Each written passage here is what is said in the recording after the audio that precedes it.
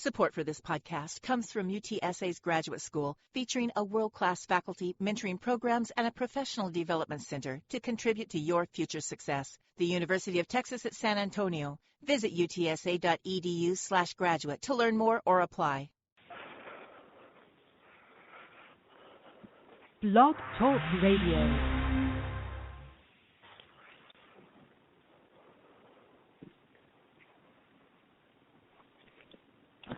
Oh. Hello? Well, apparently we're not. Our theme isn't playing. Hold on. Well, hello. If I get it to play, we're gonna get a little introduction, then the theme. Let's see. There we go. Technical difficulties. It's Blog Talk. Yeah. Well, I don't know. We can just. Yeah, it says no intro today, guys. Yeah. Yeah. I don't know. We could say we could say a couple lines from movies. I don't know. When there's no more room in hell. I don't know. There you go. You've heard the intro before. I mean, we're back. We're back after 2 weeks, I believe. There you go. Wow. Okay. Yeah. Hello. Have you checked the children? They're all hot dogs. Whatever you do, don't fall asleep. I'm afraid. Don't be afraid. No. Be afraid. Be very afraid. Here's Gingy. Pain has a face. Allow me to show it to you. Gentlemen, I am pain. I met this 6-year-old child with this blank, pale, emotionless face. The blackest eyes. The devil's eyes. Have you checked the children? Have you checked the children? Hi, I'm Chucky. Wanna play? I think he's in trouble. Julie, this guy, if he can't take a joke, he stinks. When there's no more room in hell, the dead will walk here. Look, just a flesh wound.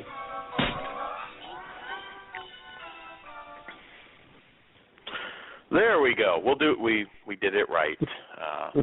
Fucking Blog Talk, and it's a good intro too. So we know you've heard it, but hey, it's a good intro. It took a long time for Todd to put together, so there you go. Yeah. We're doing it right.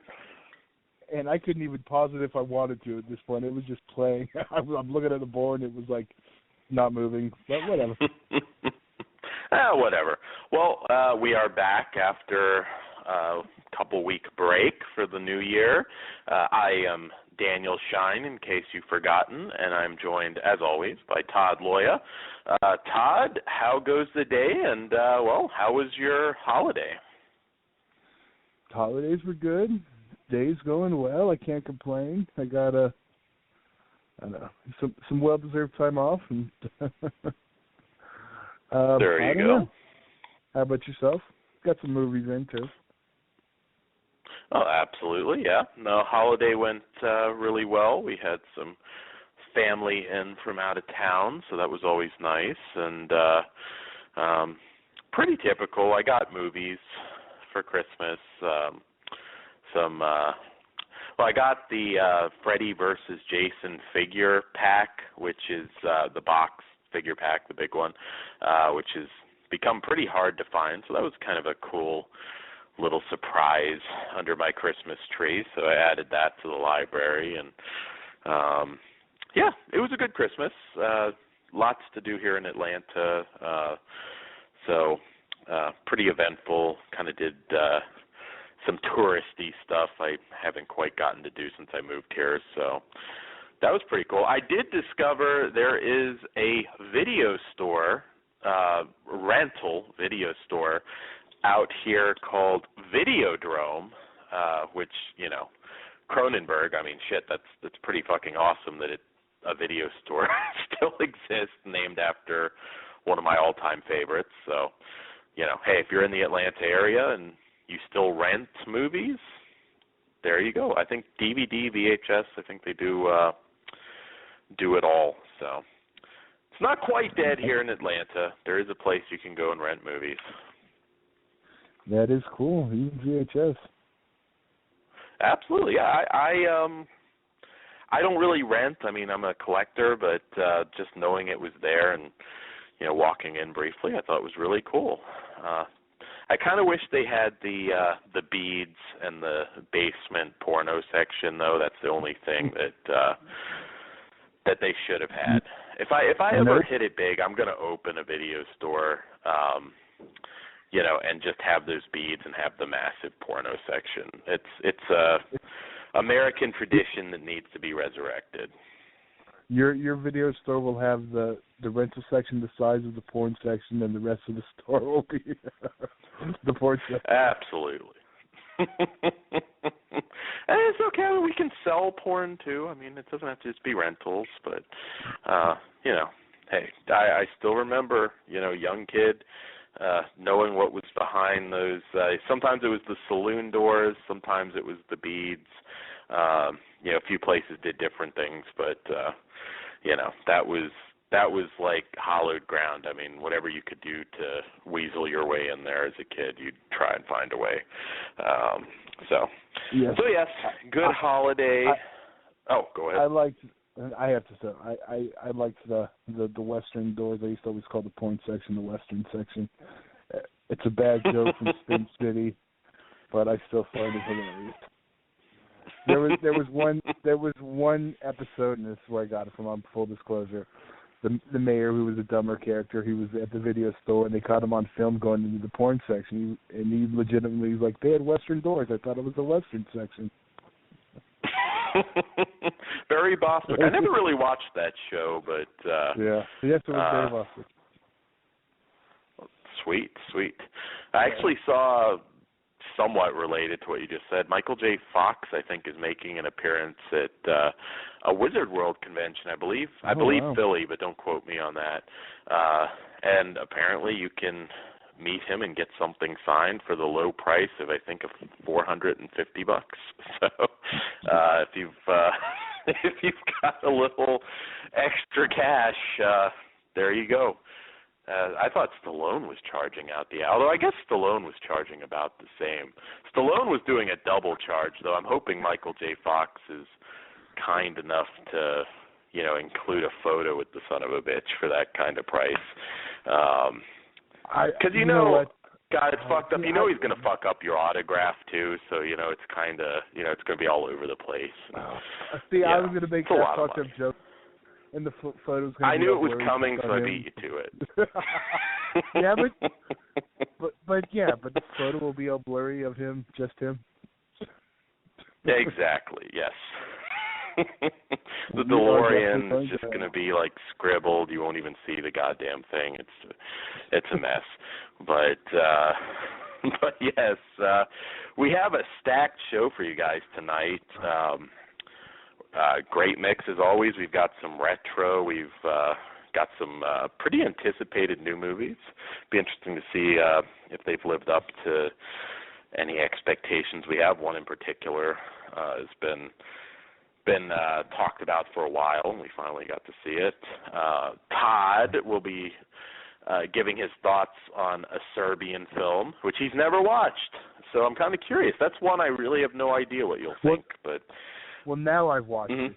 I'm not just going to talk about it, never seen it. I just finally watched it. You finally watched it, and I'm very curious because that's one that's I found very hard to predict what people will think. We have. Go ahead. I was just going to say I waited for the wife to be out of town to finally watch that one because I need two things. It is a tough one. See, I still have family here that's waiting to move into their place they bought out here, and I was going to pop it in again to watch it because I've watched the movie twice. One just when it came out of course, had to watch it. Everyone was talking about it, and then one other for a show I was doing with Melissa at the time. And I was going to pop it in again, kind of see, but I was like, God, you just feel like such a fucking weirdo if somebody walks in while you're, watching, the baby scene or any number of scenes in that movie. The new genre of porn. The new genre. Exactly.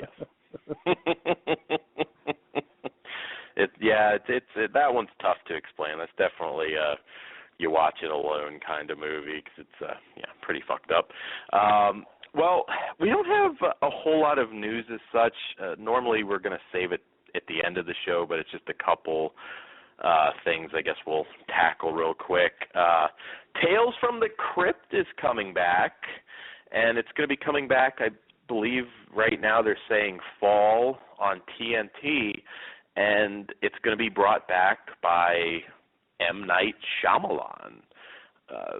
I'm sure, I haven't looked at reaction yet, but I can imagine Shyamalan is going to have draw a lot of anger, as he usually does, particularly for Tales from the Crypt. But I don't know. I mean, what do you think, Todd? Is this an outrage to you, or you think it'll work out okay?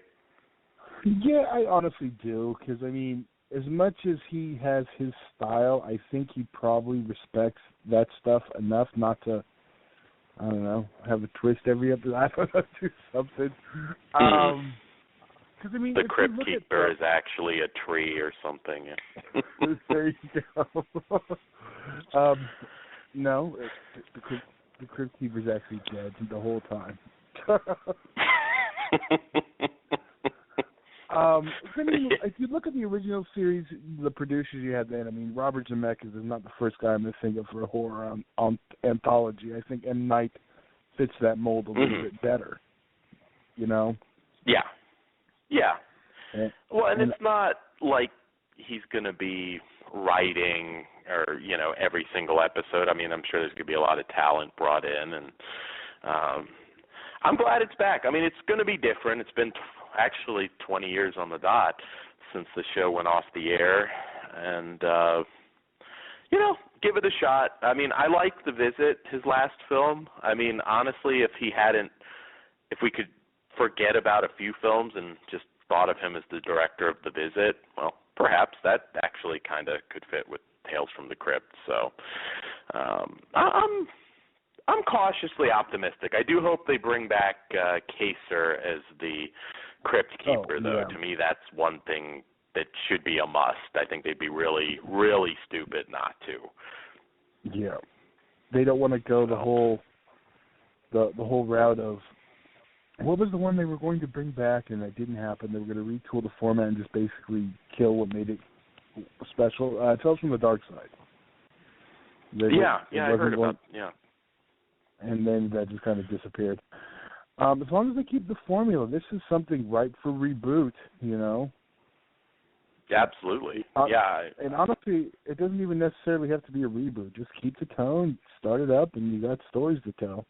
And honestly, it's the kind of thing where you could remake a couple of the old episodes, and it's not a huge deal. I mean, Twilight Zone did it in their 80s series, which was kind of a nice little throwback on some of them. I'd be fine with that seeing it. I know, there's one in particular I think people would be up in arms if they redid, which is actually a remake in itself, but whatever. Which I always find funny when people always start bashing, remakes. They bring up stuff and, they forget there's remakes in that stuff you love too. Absolutely, yeah. I like I said, I have high hopes. It's a different story every episode, so I mean, it really can't suck. I mean, those types of that format's hard to screw up. I mean, will it be as good as it used to be? I mean, again, it's been 20 years. People, may have some issues with it not being the exact same. Mm-hmm. And it'll be on TNT, not HBO, but it can't be any worse than, say, the last season, the last movie. I mean, some would say the last two movies, but I'm not going to go that far. I'll just say the last movie.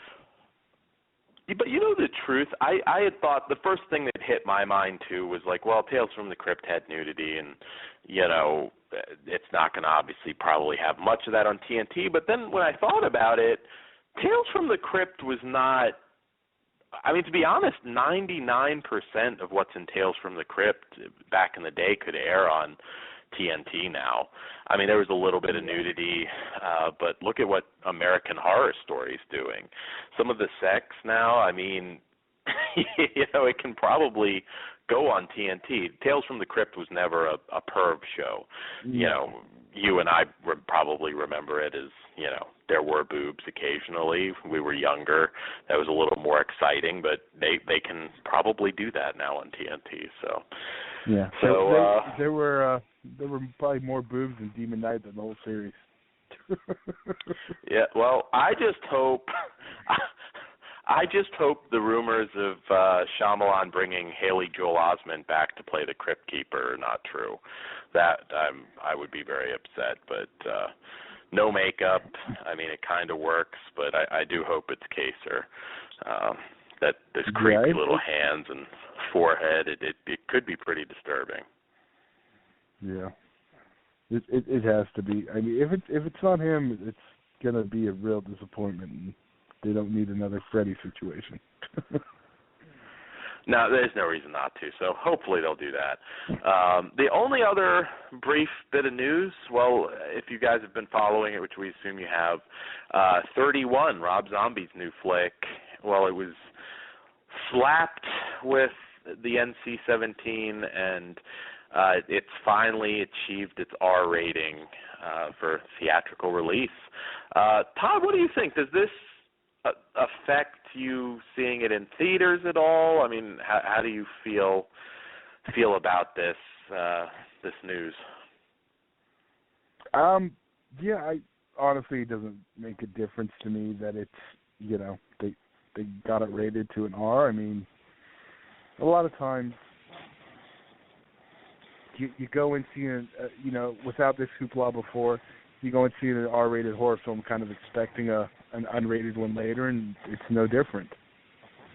Yeah. You know? I apparently that's the case with Green Inferno. I haven't watched it myself yet, but some people were saying they didn't notice anything different about the director's cut, which is still rated R, so I'm a little that's actually might be what I watch tonight, because I'm kind of curious to see what's different. I know. I'm thinking I may watch that. With the commentary, I wonder if that because that was never advertised as a director's cut. If the theatrical cut was his director's cut. Yeah, that's true. Now, I mean, again, these are just random people on message boards, so I don't know by any means if this is the case, but a couple just said they didn't notice anything different. Yeah, because normally Universal's going to make, be like unrated, but it just says the director's cut. So I don't know if they're putting that on there as a precursor, so people aren't like, well, where's the unrated one? The goodies that you cut out. I don't know. I am curious. I feel that could be interesting. I mean, it's certainly a movie I kind of expected to have an unrated cut, but I mean, well, we reviewed that one before, but I don't know. We'll see if there's anything different, though. We'll report on it next week. The only last bit, it's not news, but it is an announcement that nobody's really talking about. Again, I found it somewhat interesting. There's 3 companies right now that are putting out BDRs, which are, for those of you unaware, essentially made-on-demand Blu-ray discs, not pro-pressed. But they are official. They're from the companies. And the companies are Screen Media, Artsploitation, and Breaking Glass / Vicious Circle Films. And there's a whole bunch of them up on Amazon right now, including a few gems, Big Bad Wolf, Evil Feed, Straight into Darkness, which is a really good Jeff Burr film nobody saw, Chat Room, Ritual, sorry Todd, not the Tales from the Crypt Ritual, The Rage, Mask Maker, Last Showing, FDR, American Badass, Bathory, Countess of Blood, and Faults, and several others from Screen Media, Below Zero with Michael Berryman, almost too many to read. Artsploitation's doing the same thing, also BDR, although they haven't done BDR with their other titles, but Memory of the Dead, Toad Road, and House with 100 Eyes. And Breaking Glass has Bite Marks, Before Dawn, Fright Flick, El Monstro del Mar, Ticked Off Trannies with Knives, Daddy's Little Girl, House of the Witch Doctor, Bleeding Lady, and several others. So I don't know. I found this one interesting if this is going to be a continuing trend because, of course, we had the DVDRs with the recent batch of After Dark Horror Fest titles. So I don't know, Todd, what do you think? Do you think more companies are going to kind of jump on board with this as far as their catalog titles?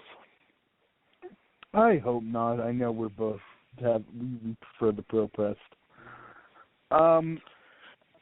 If they're not pulling the Fox route and they're not charging us $30 for a they're DVD. Not. Yeah. Yeah, I know. That's what I'm saying.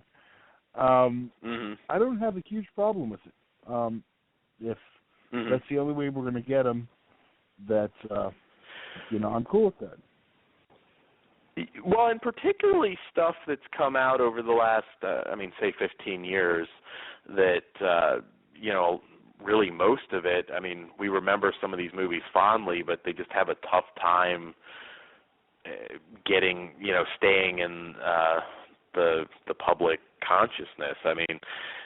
People just don't care about anything made after the 90s, which is kind of unfortunate because there certainly is some good stuff there. And I should point out, all of these discs, for the most part, with a few exceptions, are between $7 and $9. And, like I said, Faults, for some reason, right now is a little higher.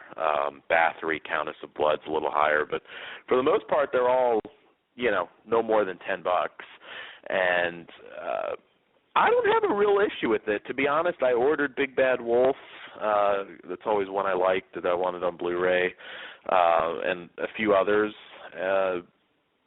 If the price is right, I'm okay with it. And if it's something that just, at this point, is not going to come out on Blu-ray any other way, then, I don't see the big deal. But anyways, we do have a lot of reviews for you guys tonight, so we will move on. And I don't know, Todd, what do you say? You want to do the porno first? Because we do have a sort of porno tonight. If we do it first, we need to keep it clean. Oh, that is true. All right, porno last. Not that this is a clean show, but we'll honestly, do that one last. I think we'll save that in Serbian for our closing segment. There we go. We can be filthier than normal, I suppose, with that. So we can give some people a warning who may want to hear about Deathgasm, but not about the new genre in Serbian. I think actually posting, it's really dumb, it's stupid Facebook shit, but I think I got in Facebook jail for a couple of days because all my recent posts disappeared on groups. And I think it's because I advertised, we were reviewing a XXX flick. So I don't know, some Bible thumper on Facebook reported me. So life goes on. Let's see. We'll do our other. I did not even notice if our because last time we mentioned an adult director, I think it was porno that a Blog Talk kept censoring. I didn't notice. Which you can't even. It's not like we're not showing porn. You're allowed to talk about it. And again, this is we'll get into it after, but this is retro porn, which still very much functions as an actual movie. But we'll get into that after. We'll tackle our retro title, non-porn title first, and that is Dune Warriors from Code Red and their Roger Corman post-Nuke collection line. Both of us have been waiting for this one for a while. And from the back cover, after the end of the world, a drought-ridden earth is besieged by bands of outlaws, led by the evil William, who prey upon the small cities in a hope to obtain any water they might possess. When the renegades attempt to take over the town of Chinley, a mysterious warrior named Michael, played by David Carradine, leads a band of fighters to ward off their attack. Battles blaze in the scorching sun as they fight to protect the precious water for their survival. And it kind of goes on about the cast a little bit. And this is this is a disc debut. This has never been on DVD or Blu-ray in the U.S. or anywhere, I believe. And it's included here with fifth. Yeah, I was going to say, this is, I'm a post-nuke junkie, and I never saw this anywhere else. And this includes 15 extra minutes. This is from Sirio Santiago, the Filipino exploitation legend. So, Todd, we've had an interesting time reviewing some of these lately. Most all of them hold up for us, but a couple maybe not as much. How did this one hold up for you? And I should say this is from 1990 or 91, depending what you want to go by, so it's a little bit later than some of the other ones. What did you think? I'll be honest. I still had fun with it, and I tend to prefer the earlier, and this is not me just doing that. I don't know. I like the earlier ones better, but I think this one actually holds up well for being a 91, because then you get into the later 90s and the quality started to dip. But I think this one is actually on par with some of the earlier stuff, and I mean, it's we get a lot of the same story a lot of times, but I still had fun with it, and I haven't watched the tape in years and years. I noticed a few things extra, but nothing I was 100% sure on. It's been so long since I've seen it. But if you're a fan of Post Nuke, what did you think before I say go there? This one held up very well for me, actually. I'm kind of with you. In terms of, some of my favorites kind of, go back into the 80s. But this is, in some ways, this actually didn't feel as cheap as some of the other ones did. The cast was better. In fact, there were a couple that were nonstop action. This one certainly, gets the action in, but the cast, the acting wasn't as good. The cast was pretty good in this one, actually. Rick Hill, who, of course, a legend for Deathstalker alone, was really cool in this one. And David Carradine, I think this was during his drunk days, because he would have shot this right around the same time as Sundown, which I remember Bruce Campbell telling a story about David Carradine kind of really liking his bottle at this time.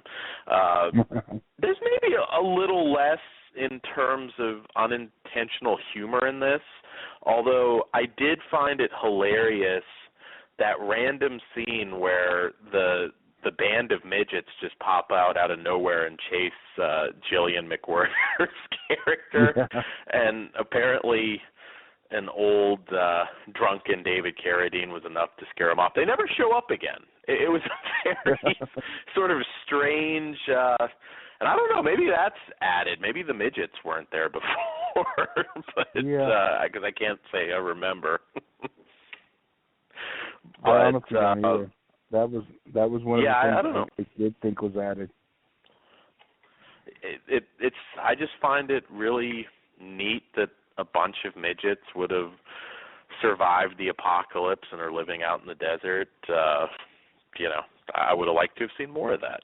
But, it technically speaking, it's better made than a lot of the other Santiago post-nuke titles. It's still, low budget. You get a lot of similar stuff, similar locations, although not the exact same locations necessarily that we had in a a string of the earlier titles. You still get the rock quarry and some similar locations, but it's hard to hate these things. I mean, you have explosions, some very pretty girls in this one, including they were kind enough to throw in that random bathing in the lake, cave thing where they were soaping each other up. So you get a little brief gratuitous boobage here.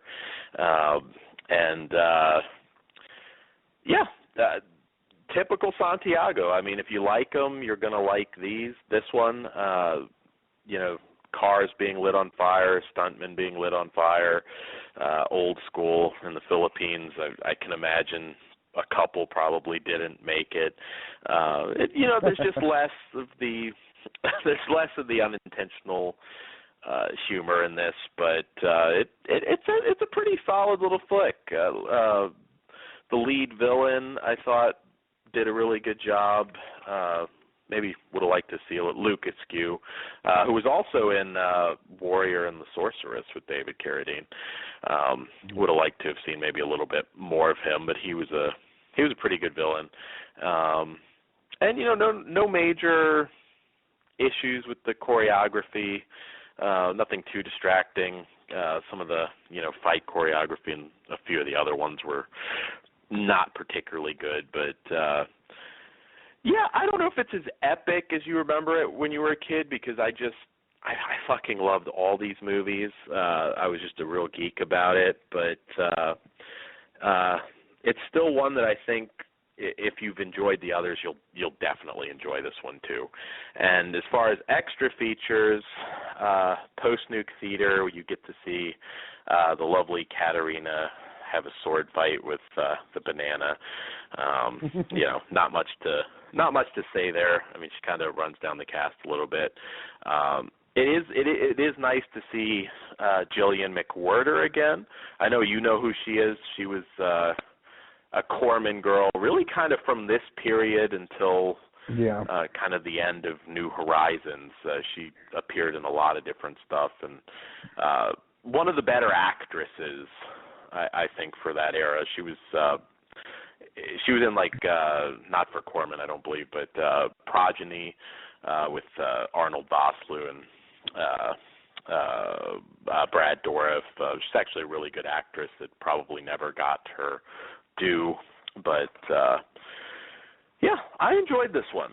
I don't know what else to say about it. It was kind of cool seeing the motorcycle jousting scene. I thought was pretty cool. It looked like they were just jousting over fire with plungers, so I thought that was pretty neat little scene. Maybe you want to watch Night Riders. Absolutely, yes. Makes a good double feature. Maybe start with this one and then finish with with Night Riders. But not my favorite, but still certainly delivers. And on the post-nuke scale, I give this one a 3 out of 5. I think it's still above average. So check it out. I'm with you on that. 3 out of 5 too for me too. Mm-hmm. If you're a fan, it's a good one. It's not. I don't know. I put it above Equalizer 2000.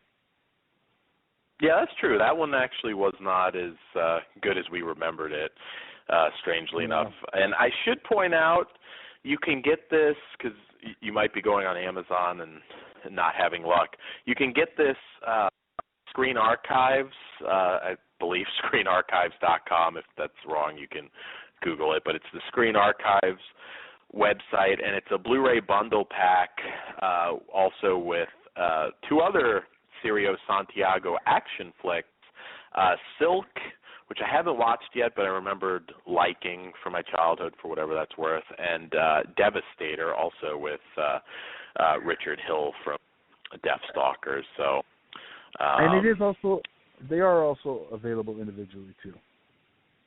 Yes, they are. What are they separately, like $25 or something plus tax? So it's definitely a better value to grab them together. But if you're only into the post nukes, you can grab it on its own. That is just true. putting that out true. there. You don't have to buy the bundle. No, you don't have to. Although, I don't know. In this case, I feel most people probably will because you essentially get one free. So, 3 out of 5 from us both. And moving on to our next title. Quite frankly, I don't think it matters what order we do these in. I guess we'll do Bone Tomahawk. It's been highly anticipated for a long time. This is one I've really looked forward to. I had very high expectations, and we'll see. We'll see if it lived up to it. But from the back cover, when a group of cannibal savages kidnap settlers from the small town of Bright Hope, an unlikely team of gunslingers led by Sheriff Franklin Hunt, played by Kurt Russell, set out to bring them home. But their enemy is more ruthless than anyone could have imagined, putting their mission and survival itself in serious jeopardy. Kurt Russell leads an all-star cast including Patrick Wilson, Matthew Fox, and Richard Jenkins. I was really excited because, it might have been a year or 2 years ago now. I mean, it's been a while. And they advertised this as Kurt Russell and this impressive group of stars in a Western fighting, deformed troglodytes. So my idea of what this was going to be is Hills Have Eyes in the West with Kurt Russell leading a badass team of cowboys. So, that's a pretty fucking cool premise. So, needless to say, I've been waiting for this one for a while. So basically you were picking Tombstone meets Hills Have Eyes. Exactly, yes. I really, and it's not that, but that's not a complaint on my part necessarily. This is more of a Western. I would definitely picture yourself going into an unusually violent and gory Western. It's a Western before it's a horror movie. Having said that, it's a pretty damn good one and pretty unique. It's not Hills Have Eyes. Again, I was expecting, deformed creatures. Really, you're getting these are Indians. They're more primal Indians. Certainly. Mm-hmm. It's more Green Inferno. It's more Green Inferno than Hills Have Eyes. Exactly. Yes. These are. That's not to say that it's not. They're not kind of creepy. They have those bone things in their throat, which I thought was pretty cool. I personally thought it would be fun to have seen more, deformed, sort of inbred Indians going up against them, maybe added to the horror a little bit. But, again, it's a Western, and taking it for what it is, it's really good. The cast is fucking phenomenal. I only mentioned a few, because Sid Haig pops up in this, David Arquette, Sean Young pops up at random. There's a lot of fantastic actors in this that signed on and obviously believed in it, because it's not a big budget movie by any means. And, for a movie that runs, almost 2.5 hours, it really held my interest quite a bit. A lot of great character development between Kurt Russell, who plays the sheriff, Matthew Fox, who plays against type a little bit as the kind of an asshole with a grudge against the Indians. Richard Jenkins was, I think, particularly funny as kind of the eccentric old man character, kind of Doc Holliday type thing going on with him. And Patrick Wilson is the kind of unlikely hero. Todd, what did you think? I really enjoyed it. For what it was, I really enjoyed it. Yeah, I did too, and honestly, I had forgotten about hearing about it a few years ago when it was happening, so I kind of went in blind. I just knew it was a Western with horror elements. I mean, it definitely falls in the genre. But like you did mention, there's more Western. I mean, until you get into the stuff, but it gets nice and bloody. I mean, there's some tense moments when a gun's pointed at someone's crotch.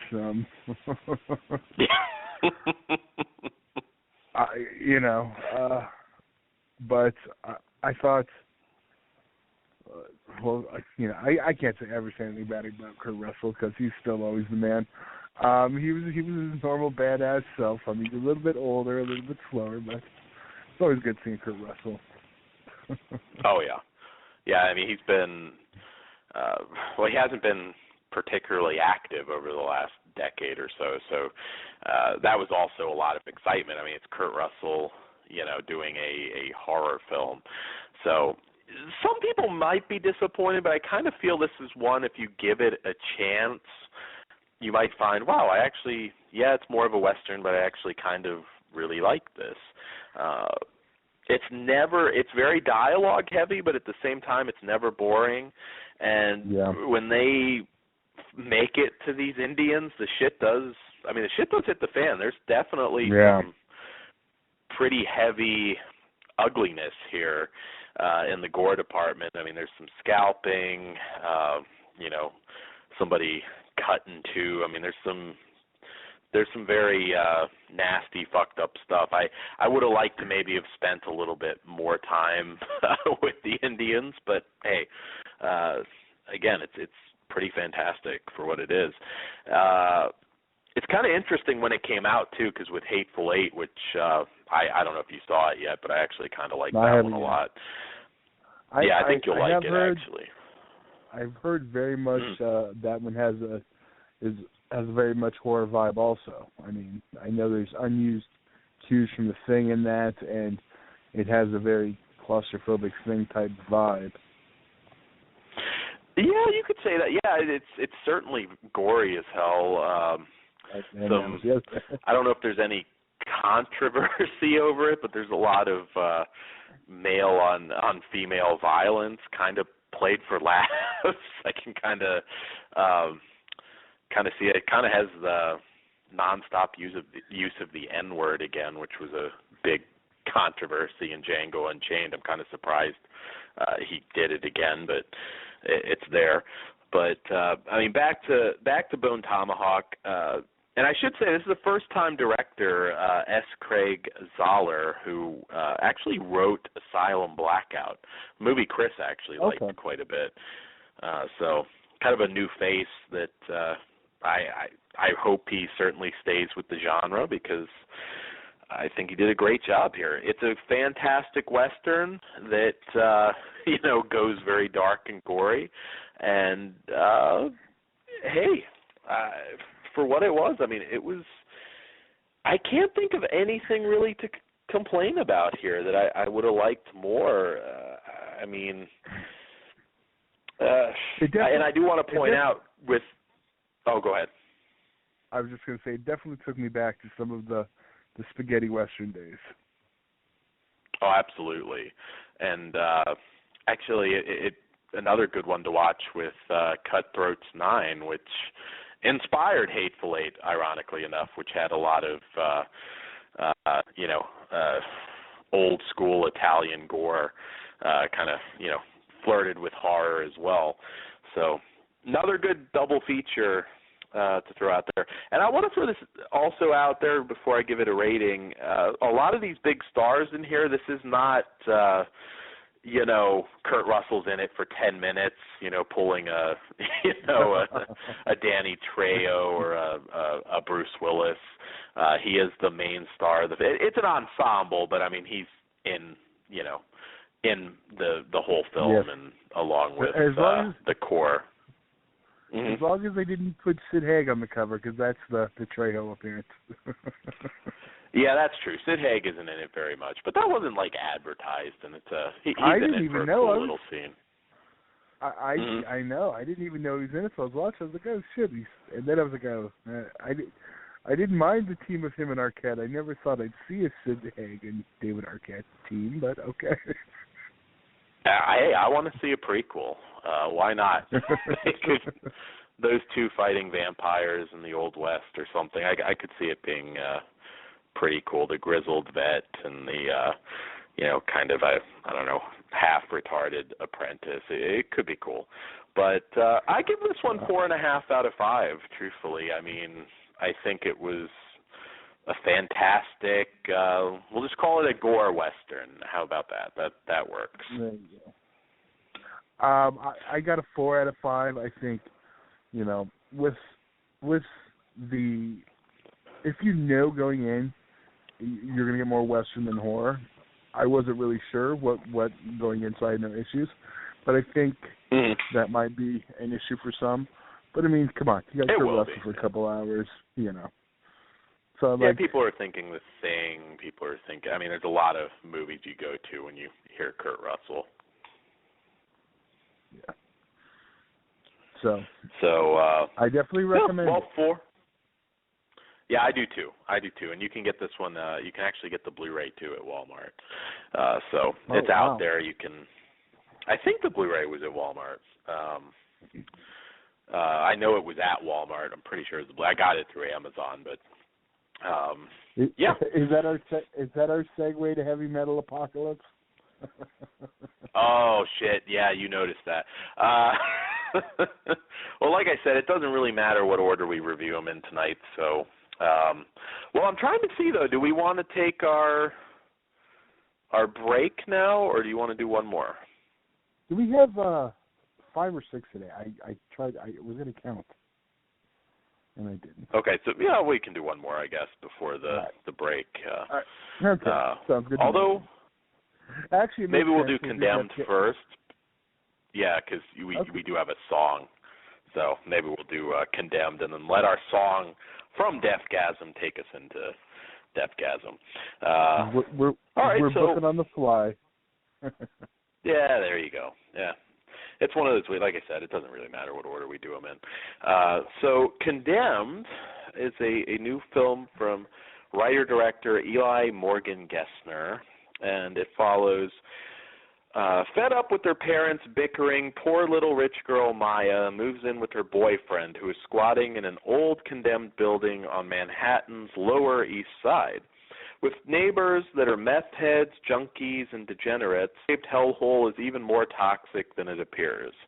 After a virus born from their combined noxious waste and garbage infects the building's residents, one by one they succumb to a terrifying pathogen that turns them into bloodthirsty, rampaging killers and transforms their building into a savage slaughterhouse. So didn't really know anything about this one going in. Todd, what did you think? I was in the same boat. I didn't know anything going in.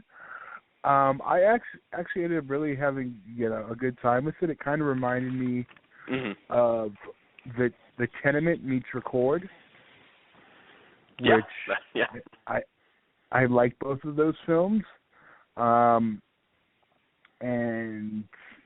it just kind of worked. I mean, there's definitely you could see the influence from the director. I mean, he's definitely someone who likes the genre. I mean, just watching it, you can see there's enough borrowed, homaged, or whatever. But yeah, I mean, it wasn't a new groundbreaking horror film. It's nothing like we said on our post note. There's nothing in this one you haven't seen before, but it's well made. It's good. I thought it was well acted. There was a couple, maybe one or two characters that were a little less, but and yeah, no love for the tranny. Yeah, some was a little over the top, but I thought it was a good surprise actually, because I did not know what I was expecting, and similar to Record, and Quarantine, close enough. People always complain about the cover being a spoiler because it's the end. I never. I kind of got the same thing on this cover. It's not really a spoiler because it doesn't tell you anything. But I know people always were upset about the Quarantine cover.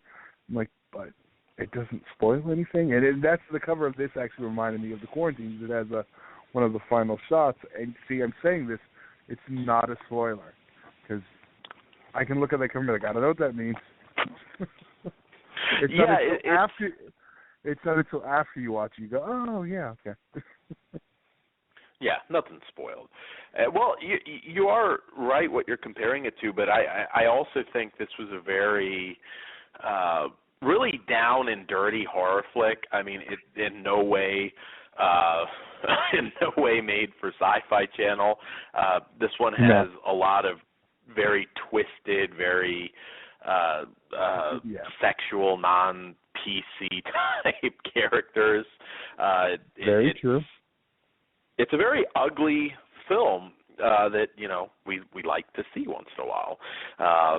He really delivers. What you want to see. It's a very gory, very very gross movie. I mean, some of the characters, you have the gay S&M muscle heads that are the one guy walks him around on a chain, and there's the Jewish pimp daddy character that kind of constantly abuses his black tranny crack whore. It's a very offensive movie that Disney would probably never touch. I think my favorite was the Asian guy who was selling the drug-filled fortune cookies. Yeah, it's very ridiculous, offensive, but interesting characters. I found all the characters to be very interesting, and it delivers in the gore department big time. Yeah. You get a lot of very nasty gore. I really, not that it's exactly like it, but I was really watching this thinking like Street Trash, Slime City. I kind of wonder if some films like that were in the director's head. And I feel if you like those, you very well may like this. Really, really disgusting gore. You have faces that are melted to the floor, a lot of blood vomiting, and there were quite a few. The pus, which is always particularly gross, even for a seasoned gorehound like myself. So I think the gorehounds will like it. I will say, for as sleazy as this movie is, there's really not a lot of nudity. I mean, you have the shower scene, but there was certainly an opening to go a lot more sick and twisted in that area here, but they really didn't do that. It's not one that everybody's going to love. This is definitely one for the gorehounds. But you don't see movies like this very often. They don't go down and dirty like they used to. Yeah. Mm-hmm. It has that sleazy feel, but not like, say, Serbian sleaze. More of what you can kind of get into. I didn't feel like I needed to shower after this, so. No, that's true.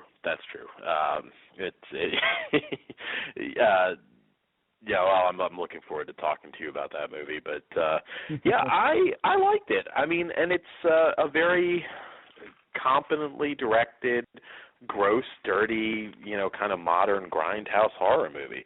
The makeup was fantastic. There's a possible chance of a follow-up, and I really thought it was cool. One of the absolute best actors working in indie horror right now, bar none. And nobody knows the guy's name, but Nick D'Amici pops up in a cameo. He was the star of Stakeland. He was just recently in Late Phases, which is an absolutely fantastic werewolf movie if you haven't seen it. So he pops up in a small role here, and all I can say is cast that dude in everything. He's fantastic. So, let's see. I will say, on the critical side of this one, I thought the cast was okay. I actually thought the kind of, I guess, weirdos, the actors that sort of portrayed the weirdos in the apartment complex were a lot more interesting than the main girl and what have you. But hey, it worked. I give this one 3.5 out of 5. I enjoyed it quite a bit. If you like, gory, disgusting, un-PC movies, I think this one definitely works for you. And hey, any movie where a tranny prostitute pays her Asian drug dealer in cum-soaked $20 bills, you can't go wrong. So, Todd, what say you? I'm a little higher. I give it a 4 out of 5. I really dug it, and I liked it. I am a fan of sleazy, so that the gore and it was a fun flick. Well, the question that will be answered tonight: are you a fan of a Serbian film, Sleazy? We'll see. So, I guess to ring in our next review, I guess we can do our break. It's a very music-heavy film. So Todd was kind enough to dig up one of the main songs from the movie tonight. So, Todd, what do you have for us? We have Metal is the Way by Elm Street. Now, I'm going to hit play. Hopefully our audio issues are solved, so if we continue talking, you know why. So, all right, we'll be back in about 6 minutes.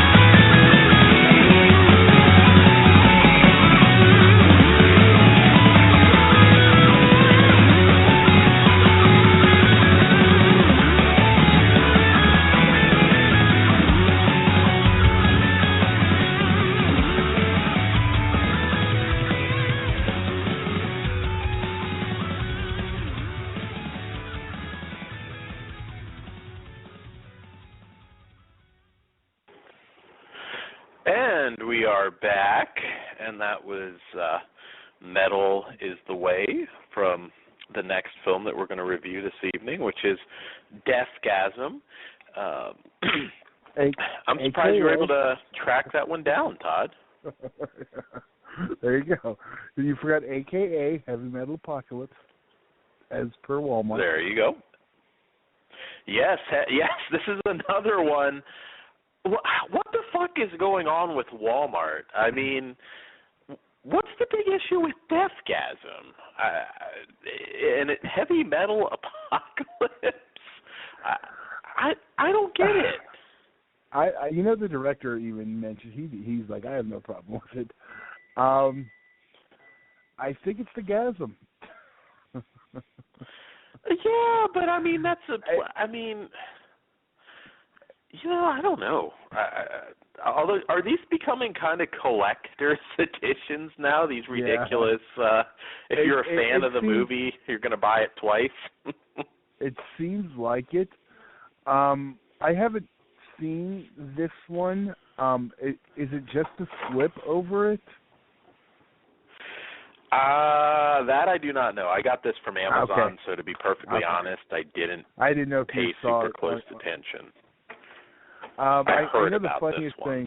I know the funniest thing about it is, well, I get they don't want the pentagram. I mean, it is Walmart, and who knows how that's going to go over in some places. But change it to Jesus-gasm. I mean, God. The funniest part is in the new covers, one of them's holding a shotgun, and there's like no shotgun in the movie. So they get rid of orgasms and Satan is bad, but guns is good. Gotta love Walmart. You gotta love Walmart. Like I said, it's been ridiculous. They changed Legend of Hell to just Legend, an Olaf Ittenbach film, and removed any reference of it being, any demons involved in the storyline. They made it seem like just a medieval action flick. So I don't know. They're getting. I think it's much worse and more deceiving than anything else, because then you're like, I thought I was getting this, and now I got all this. I thought I was getting First Night, and I'm getting demons. I don't know. It's weird, but hey, maybe it makes it, if you really love the film, and you want that kind of funny and, well, I guess we could say limited edition. I mean, it won't be, at Walmart probably. Well, it could be, but a month from now, chances are you won't be finding it. So, hey, whatever. As long as they're not editing films, I guess, we can have a good sense of humor about it. Yeah, I mean, a lot of the films they stock, you don't find it anywhere else in stores. That's the one thing. Yeah, that's true. That's definitely true. I don't think anybody else does it though, which is kind of weird. I've never seen Target do it. I've never seen any other major retailers kind of give in to this ridiculous bullshit. But hey, I did see someone Walmart. post. There is a reverse side on the slip on Heavy Metal Apocalypse, and it does say Deathgasm. Well, to me, that's actually a good way to do it. I mean, hell, I'd buy it there as long as it's reversed, I suppose, if I want, It's not the standard cover. It's a red. It's black, and it's just total brutal. It has some quotes, and then the hand, there's just like a big hand in the middle doing the horns, but two fingers in the middle are cut off instead of them folding them down. Oh, okay. That's the alternate artwork on the regular Blu-ray too, I believe. So. Okay. Yeah, actually, I kind of prefer the regular artwork on this one personally, but it's on the Blu-ray you'll get from Amazon or Best Buy as well. So, getting into the film, from the back cover, high school is hell. Metal thrashing Brody is an outcast in a sea of jocks and cheerleaders until he meets a kindred spirit and fellow metalhead Zach. After starting their own band, Brody and Zach's resentment of the suburban wasteland leads them to a mysterious piece of sheet music said to grant ultimate power to whoever plays it. But the music also summons an ancient evil entity known as Iloth, the Blind One, who threatens to tear apart existence itself. Their classmates and family become inhabited by demonic forces, tearing out their own eyes and turning into psychotic murderers. And this is only the beginning. It's up to Brody, Zach, and their group of friends to stop a force of pure evil from devouring all of mankind. Well, I have to say, I fucking love this movie. Excuse me. I'm choking on my Hot Pocket. There we go. Todd, take it away. Okay, yes, while you're dying in the background. I won't die, I promise. I love this movie because we've talked before. I think we both are fans of that tiny era of the heavy metal horror films, which is funny considering I'm not, I've never been really a heavy metal fan. I like some of the music here and there, but I look forward to this genre. But I look forward to this genre when they mix. There's always been something with horror films and heavy metal go together, and I'm the weird one who wasn't into both. Of just the horror. So I was looking forward to a new, hopefully good going in, heavy metal horror flick, and that's exactly, what I got. I mean, and it, it's mentioned in the extras, they were fans, of New Zealand's, own Peter Jackson, and there's obvious, influences. One of the guys is wearing his Bad Taste T-shirt. Yes. I'm sure I figured you'd catch that too. It kind of felt like heavy metal Evil Dead to me. I know I've been doing comparisons tonight, which is not a bad thing. It was, it was one of those. It just kind of starts, it gets going. I liked all the characters. Well, all the characters we were supposed to like. I mean, even the one dickhead best friend, I guess. He does kind of a dick move, but the girlfriend. But it lived up to the hype. I know it was billed as like the party movie of the year. It definitely felt like it. I really, really dug this flick. Yeah, this is one, Bad Taste, Dead Alive, all-time favorites of mine. And New Zealand, they had Housebound last year, that made a lot of noise. I have to say, though, this one really delivers. Looking at it, it's easy to tell this is the type of movie that I would like, but this one really delivers on what it promises, straight across the board. And first off, I will say I'm not, I don't know whether you consider it death metal, black metal. I'll confess I really don't know the difference, but I've never been a fan of, and I even worked with somebody once who totally fucked over a trailer by just blaring death metal that didn't fit with the movie at all. So I kind of... Not my favorite thing, but ironically, I really love this movie. The characters, you really sympathize with them. Just as a weird kid growing up, not metal but horror movies, you really kind of see yourself in the characters somewhat and sympathize with them. It's definitely one for horror fans, and I thought all of the humor for me hit. There was nothing that missed in this one. Now, Housebound I liked a lot, but I don't know, it wasn't quite what it was hyped up to be for me. Kind of ripped off a couple films, and it just wasn't as special. This one exceeded my expectations. The gore, it's right up. I don't want to say right up there with like Dead Alive, but if you're a fan of Dead Alive, aka Brain Dead, this one will definitely have you smiling. The gore is pretty awesome and pretty frequent.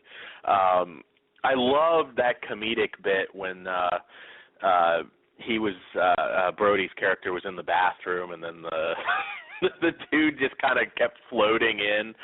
I mean, he's got like full-on demonic makeup at that point, and is talking about how his balls are going to be roasted, and he didn't pick up that anything was necessarily wrong at that point. You'll have to watch that scene. I thought that was really just fucking hilarious. But this has all the ingredients of a classic horror film. It's January 7th right now, but I'd be amazed come January 1st of next year that this isn't in our top 10. I mean, unless it's one hell of a year, this one this one was pretty damn special. And again, even not enjoying it from the music side, again for me, there's just so much to like here. I can't think of anything. Memorable characters, likable characters. It's not a criticism. I will say this, the main villains are a little bit underdeveloped. They're not really in it much. Yeah. It's more the random possessed demons. But at the same time, you get to know these characters a little bit better and their relationships. There's really good character development. So it's not really a criticism per se. It's just you don't really have a master villain heavily present in this. But I don't have anything bad to say about it. Yeah, I don't either. I really dug this. I'm trying to think if there's anything. I know you had to get a little bit of a chuckle when they found the box of Bible stuff and used it as weapons. Oh, yes.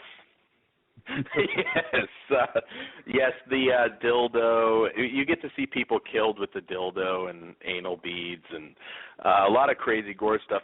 But I feel like this one is never stupid. It's over the top gore. It's funny, but it's not like a trauma vibe. So I don't want to make people think that that's what it is. I feel this is really one. Most horror fans in general, just general horror fans, will look at it and think, wow, I actually kind of like that, even if you expect that you might not. Unless you really hate accents. There might be a couple people who are like, I mean, you can't not like a movie where a dick is severed by a weed whacker, with a great one-liner to boot. So... what can I say? I mean, this one, no surprise. This is a 5 out of 5 for me. I absolutely adore this movie. I kind of want to watch it again, which is very rare, reviewing movies that you get to watch stuff over and over again. This one's a new classic for me. I highly, highly recommend it. I love the characters. I laughed. I felt for them. It hit on all the right notes. So 5 out of 5, this gets a very high recommendation for me. Yeah, I'd agree with that. I mean, no matter what the movie's called, if you have to get it at Walmart, we got the reverse flip, I guess, now. But it's definitely worth checking out. I mean, I can't help but recommend this one to pretty much everyone, because I think it's got something for every horror fan, unless you just absolutely do not like comedy in your horror film. That's true, but I mean, that really eliminates a lot of classics, though. You know what I mean? I mean, Evil Dead 2 and Reanimator, Return of the Living Dead.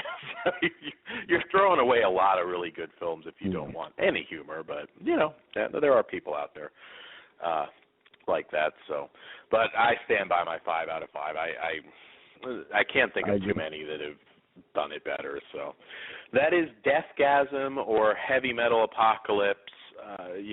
Get it however you can. Blu-ray and DVD. It's a cheap Blu-ray. I want to say from Amazon when I locked my price in, it was like $13. It just went up. I noticed that last night. So I was looking up something about it. It was $12.99. And then I know, because I had it on the page. I went back and I refreshed, and it like jumped up so it's now actually like 23.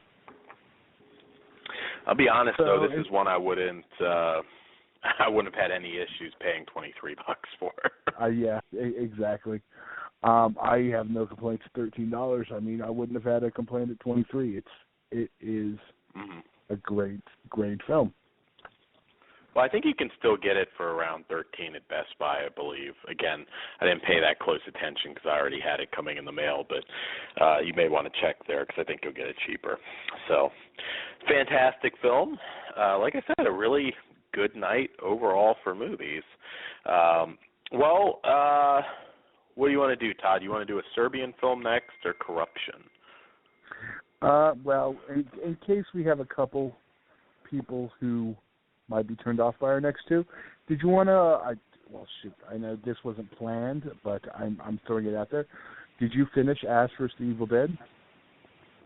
I did indeed. Yeah, we can do that one first. Okay. You haven't finished so we're Ash talk a little vs. bit, the Evil Dead? Mm-hmm. Yeah, we're going to talk a little bit about this, so this might be a little spoilerish. I don't know how deep we'll get, but I don't think there's anything going to ruin what we talk about. So. Yeah, it's not a. But at least, there were a couple spoilers though, I suppose. So. And then after this, if you're picky. After this, we'll be doing Flesh Wound After Dark. So. Yes. Well, come on. I mean, if you're easily offended, you've been scared away long before now. But yes, Ash vs. the Evil Dead. Well, Todd, I mean, we're essentially reviewing the last few episodes, actually, I believe. All we've done is gush over everyone. We haven't got very specific. I'm kind of thinking now that the season is done. How do you feel? Mm-hmm. Yeah, I mean, I think it for me it exceeded my expectations, and I don't know if that's the case for everybody. There's little stuff maybe you can pick at, the occasional CG that I mean, let's face it, at this point, if that bothers you that much, you're going to be complaining about everything. But I think it really came into its own in these last few episodes, and I think it really. If for some reason you haven't watched it all, I think by the end of it, it really gives you – because, I mean, again, they're back at the cabin, and I really felt like I was watching a direct follow-up to Evil Dead 2. It felt like, holy crap, I mean, this is finally here. This is something we've waited years and years and years for, and – I don't have any complaints. The gore was off the charts. The one-liners were flying left and right. I think my favorite was when Ash was talking about Godfather, and I hated Godfather, too long and boring, and not enough boobies. I'm a Death Wish guy. That's going to be my new quote. I popped for that one. Yes, that was. That was particularly funny. Asian babies creep me out was also pretty funny. Yeah. There were a lot of classic Ash one-liners, and we got to see some stuff fighting his evil self. I know it's a bit of a spoiler, but I mean that was cool to see again. And I also they played off the fact he was a little bit older. I mean it wasn't like it used to be, but it was still great to see. And you noticed the hitchhiking girl, or not hitchhiking, I'm sorry, the camping girl, I don't know why I said hitchhike, that, kind of got thrown in at the end. She seemed to be getting the ash treatment from the house instead of, ash. I laughed quite a few times. It was just, that tone of Evil Dead. And to see, I honestly, I didn't pay attention. Did Sam direct the last one or just the first one? Oh, wow. I got to be honest. I don't think so. I don't think he did the last one. Either. I think it was just the first one.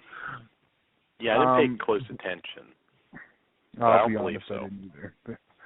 And it was the whole series. I mean, they, especially like you mentioned, the last few episodes, that tone's there.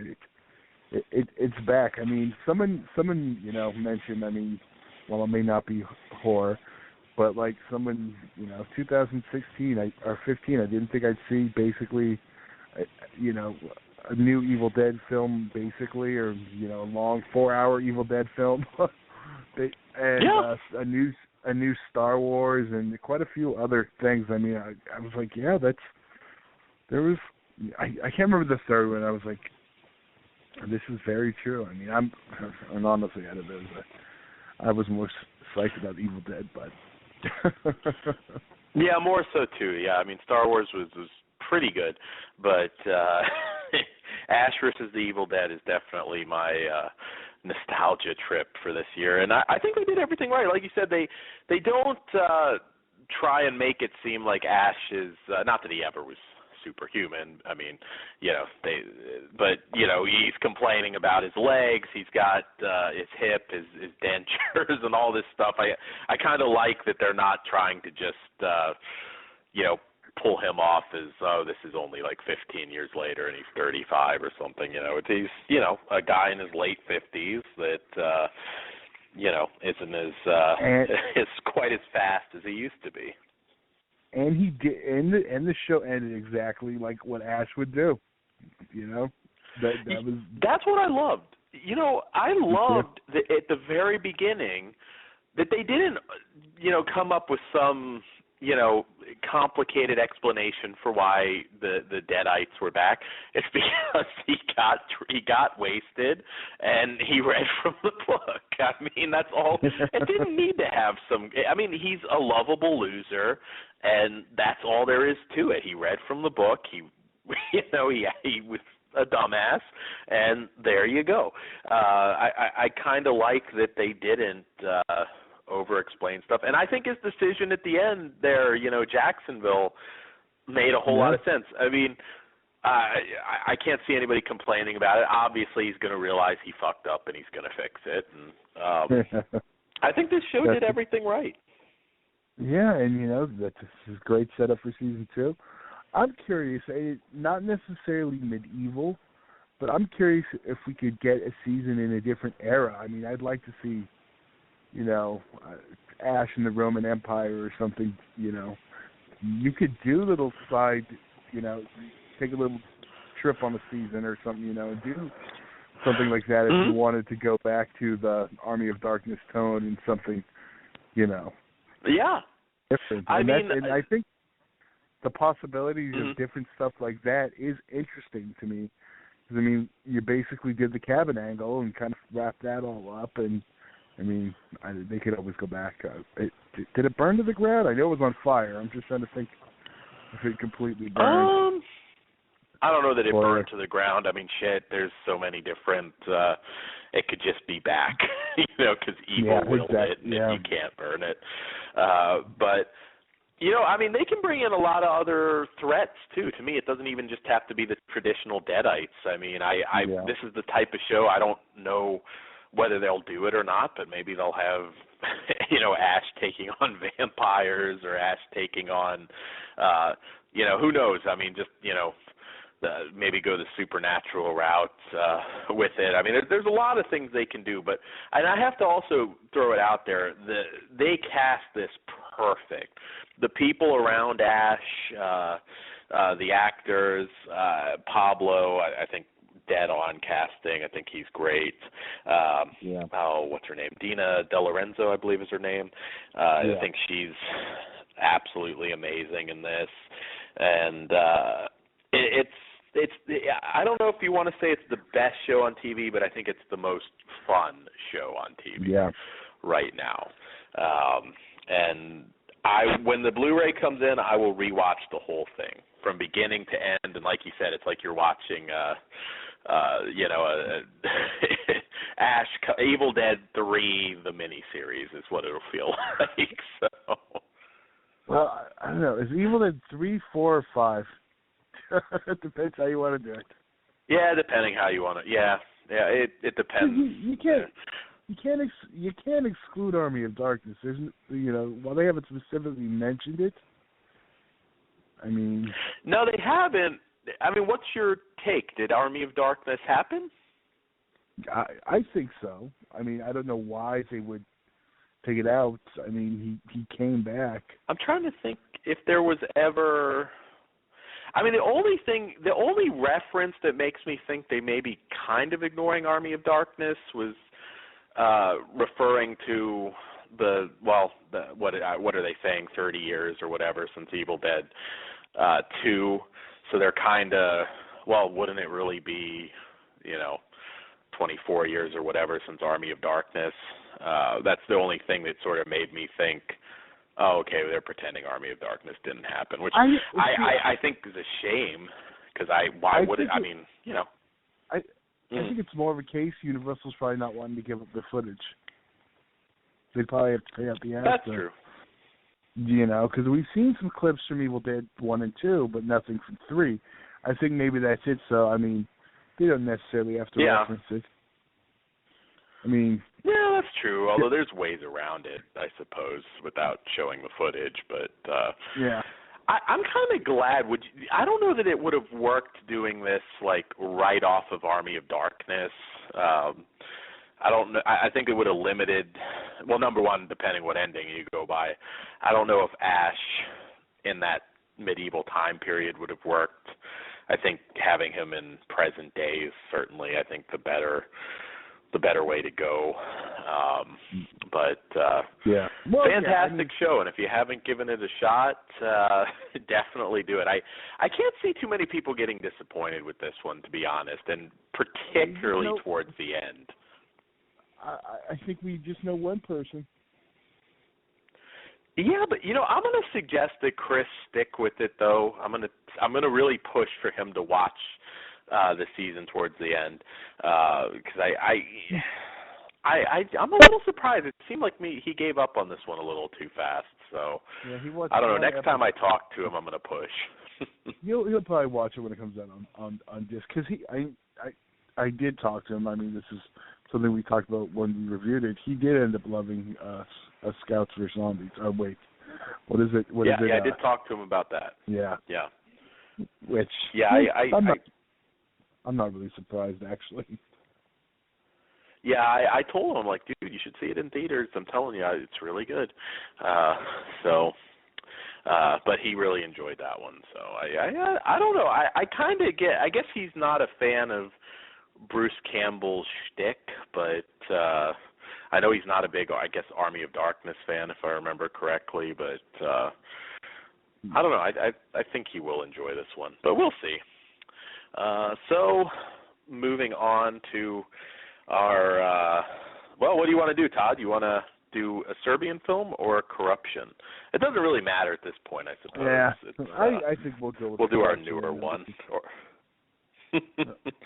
Yes, Corruption from Vinegar Syndrome. This is a new title, and again, it's porn, but this is still from that sort of golden era of porn where, a lot of these movies did have a plot. They were, often made by real, legit filmmakers. So this still kind of falls into that category. It's a 1983 film. I don't know, different people could argue, but probably, 85-ish. Beyond that point, porn was kind of porn. It didn't necessarily have much. Once videotape took over, it was pretty much Yeah, there's no need for a plot. We're just going to show you, fucking, and, not that there's anything wrong with that. I'm just saying, different era, and these were real films.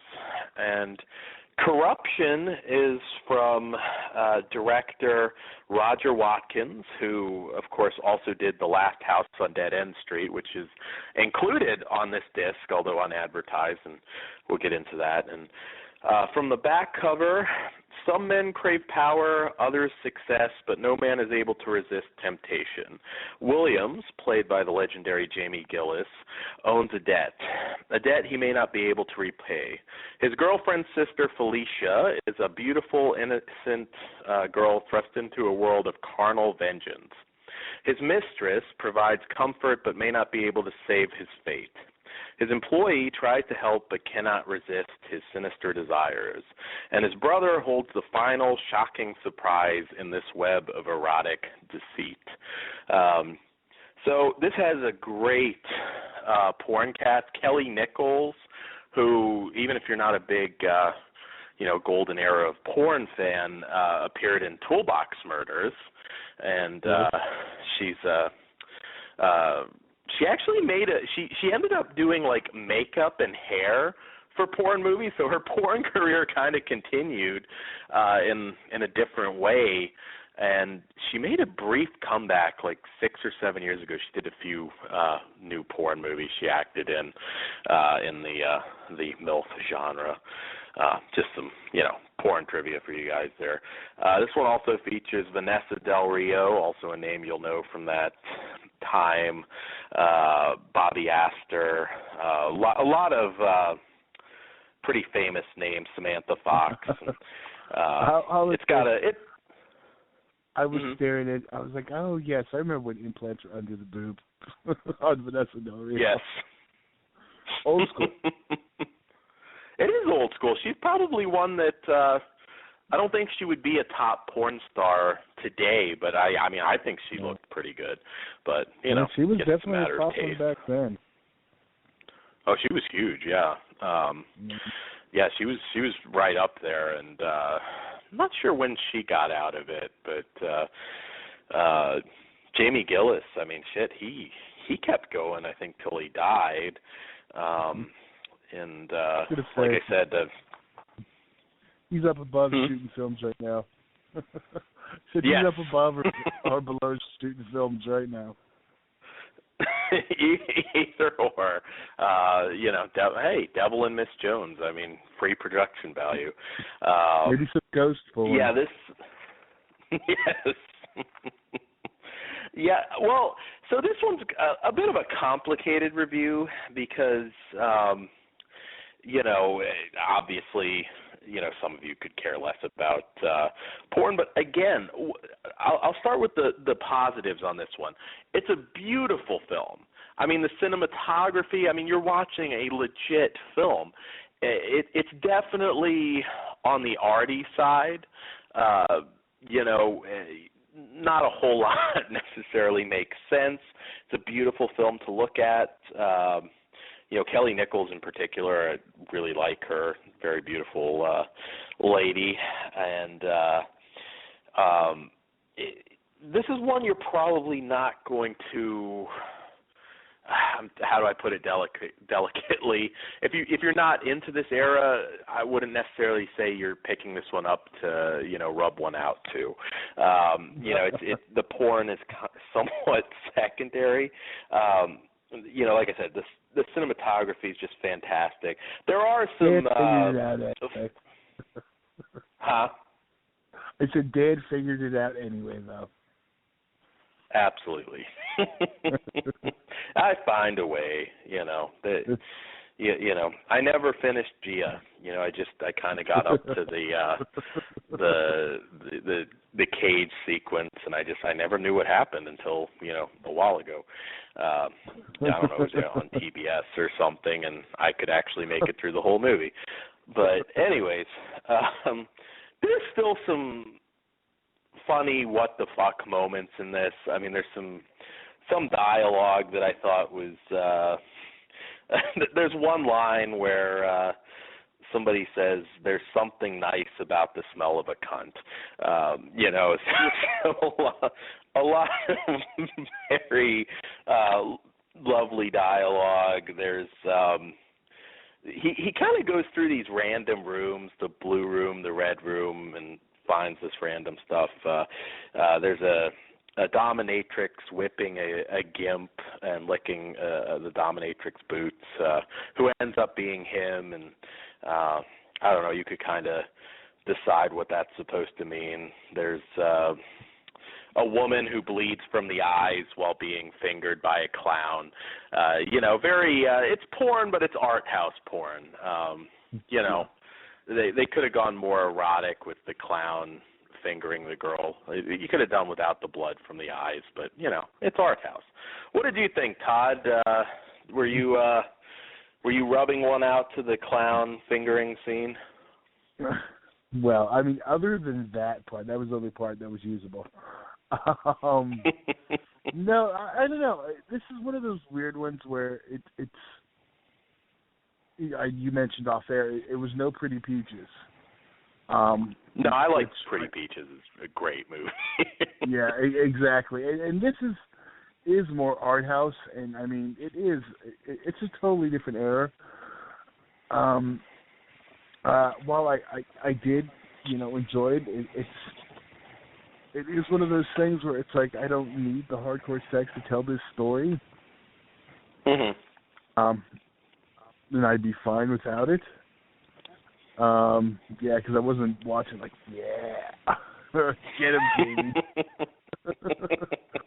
But that's not quite like Pretty Peaches, where you had to watch it in about 3 or 4 sittings. But it is one of those curiosities, and honestly, I think more people that are listening will be more interested in the Easter egg than the film itself. And we're not actually going to review Last House on Dead End Street. We will talk a little about what's going on with that and stuff, because I do have a little bit of new information. Because originally, we'll go ahead. I didn't know what else you have to wrap up on this film. Well, yeah, I mean, not a whole lot else to say about the film. In terms of just really beautifully made porn movies and acted as well, I should say that. Jamie Gillis is a legit actor. I mean, you don't look at him and see, and, you can see that in his other work as well. You don't see like a porn star trying to be an actor. You're seeing an actor being a porn star. He's fantastic. I mean, you could kind of look at him and think, holy shit, I mean, he could have, really done a lot of mainstream movies. I mean, you know what? Do you know off the top of your head what his last movie was, which I thought was hilarious? It's a mainstream one. You Zombie Bastards. Oh, really? 2005, yeah. You Zombie Bastards was the last IMDb credit he has anyways. I don't know if there was any porn that didn't make it on IMDb, but fantastic actor, and these were well-acted movies. Bobby Astor was great. It's hard to say what, I love Vinegar Syndrome so much, and I'm glad to have this disc, even though it's not my favorite out of their catalog. I'm really excited to get all 3 Pretty Peaches films on one Blu-ray. I'm very excited for that. Although the first one's the best, but still, it'd be cool to have the trilogy. I give this one, again, even though it's not quite my cup of tea, I still give it 3 out of 5. In terms of, for the movie, in terms of the look, Vinegar Syndrome does a fantastic job, as they always do. I mean, this is just a beautiful looking film. No print. I mean, it looks like I don't know how they do the quality of work they do. It's always top notch. The film looks great.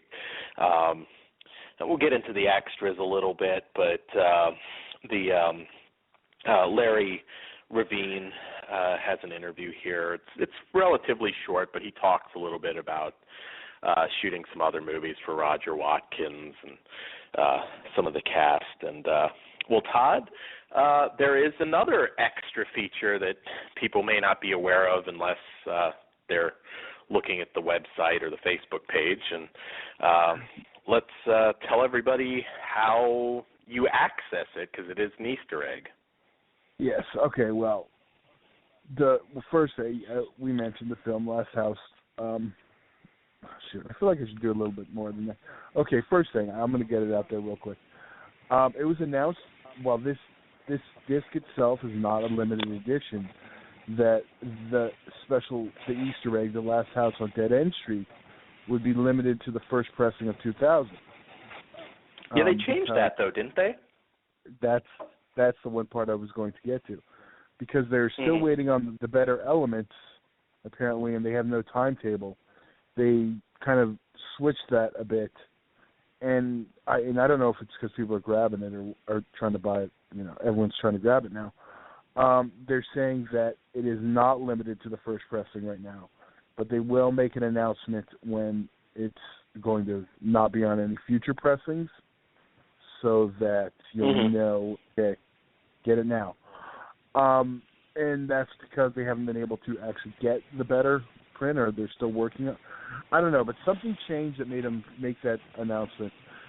And I don't know if you spot checked it, because I didn't watch the film, as I mentioned.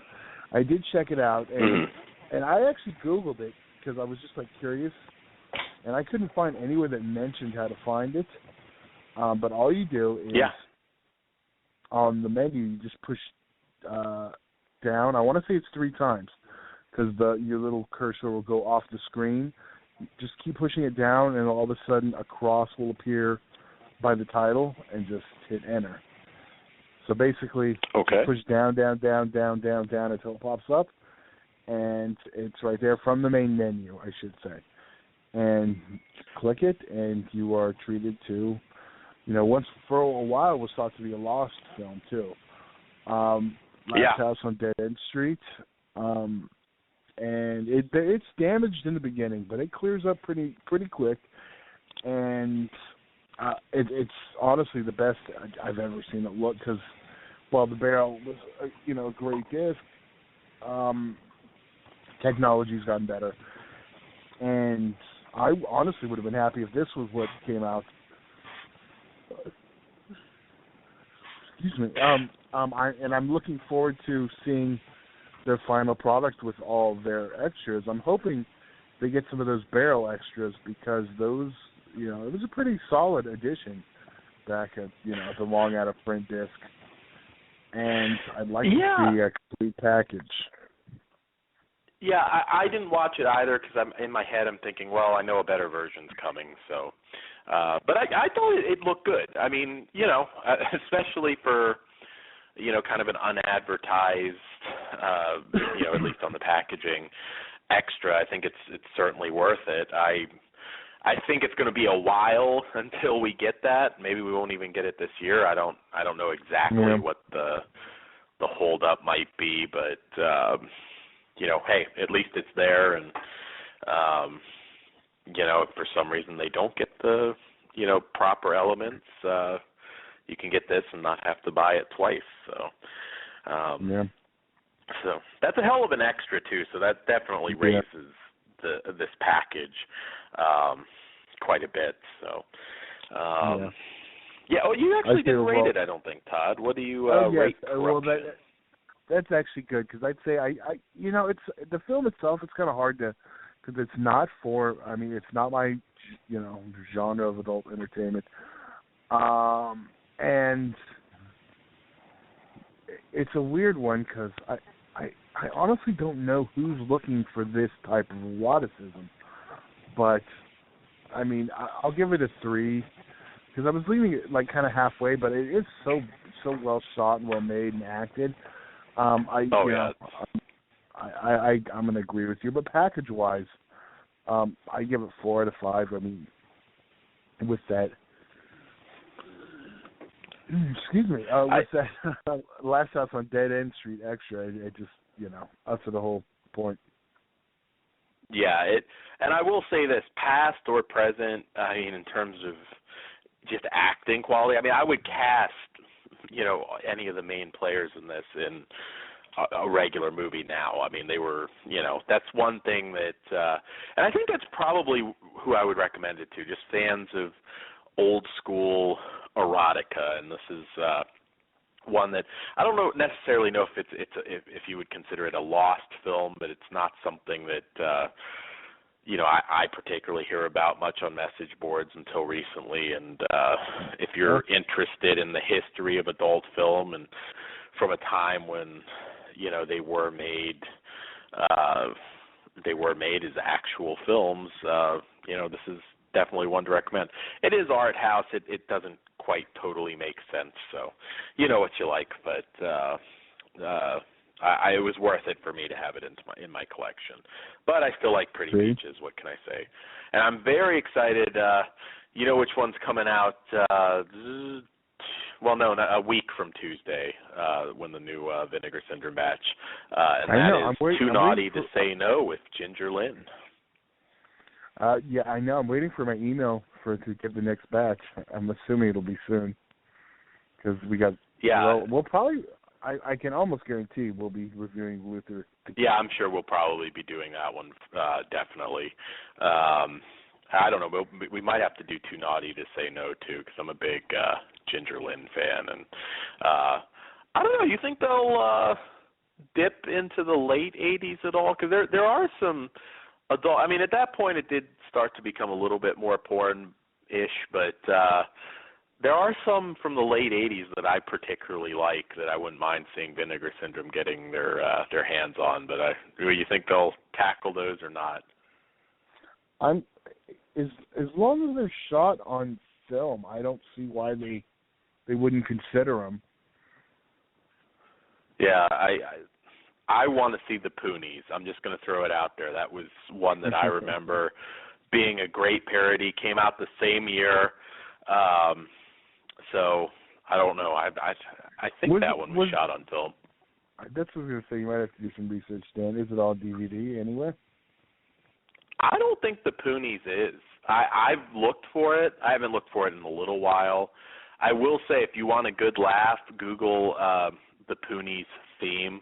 I think it's still on YouTube. It's fucking hilarious. And you'll be humming it all day long. But I'm just throwing it out there, Vinegar Syndrome, the Poonies. Make it happen. You've got Ginger Lynn. Too Naughty to Say No, I believe, was either the same year or the year before. I can't remember. So it's certainly possible. I'm crossing my fingers. I want the Poonies. Who doesn't? And Todd, I'm going to throw it out there. You're going to have to play that theme on the show next week. I'm making it a request on air. I want the Poonies theme next week. Just remind me the day of. I will do that. I will post it on your page, and you will have it. Maybe we'll close the show. I don't know if we'll do it as our break. Let's see what we're reviewing. Absolutely. Maybe it'll be our opening next week. Who knows? There you go. We'll do the Poonies opening. But anyways, moving on to one I'm very excited about. I'm not going to say a whole lot, and this isn't a regular review per se, although it is for Todd. A Serbian film. I'm not going to waste time with a synopsis. I mean, at this point, this movie's so notorious that I feel anybody listening to our show at least generally knows what it is. So, Todd, and we will probably briefly go into overtime tonight, but we got about 10 or 11 minutes, so I think we'll get most of this in. Todd, you finally watched it, and I have no idea what you'll think about this one. I'm 50-50 whether you liked it or not. A Serbian film, and I assume you watched the uncut version. I did. I'm curious. Now I'm curious to see the other one. I wonder what was cut. If I recall, it was the baby scene. I know was. I never saw the cut version, so I don't know exactly. But I believe the baby scene for sure. Well, see, and I knew sure what else. I knew the two things going in. I knew about the baby scene. I knew about the incest.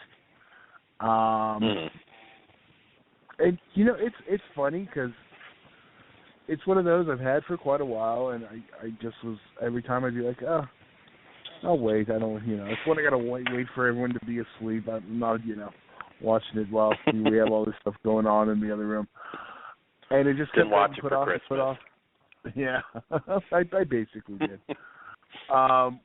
And so the wife was I was like, you know what? I'm gonna go ahead and watch it now. I don't have to worry about people walking in the new genre scene or anything.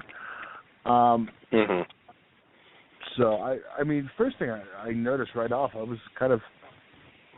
think it was kind of built up in my head. I mean, not that I was like, oh, I don't want to watch it. I mean, just the fact that it was, kind of a dirty film, I guess. And first thing right away, I was like, wow, this looks really good. I mean, I don't know much about Serbia. So I was just, first, it was an actual film. I mean, I didn't know if I was going in something like a guinea pig film or what, which doesn't necessarily have a great look. I mean, no, I'm not talking about the American one, but I mean, even the American one. But I mean, this was a film. It looked like a film going in. and I was intrigued in the story, and it was, those who don't know the story, it was a retired porn guy, I mean, and, basically gets called back into, some weird, he doesn't really know what, this porn thing is, and, it's kind of like, I've been comparing everything tonight for some reason. I don't have anything like this. I don't know. It's almost like the porn version of the game. I guess. I don't remember Michael Douglas, having to fuck his son, but it makes sense. No, that was Kirk. Just kidding. No lawsuits. That was for humor. Parody. I'm claiming parody.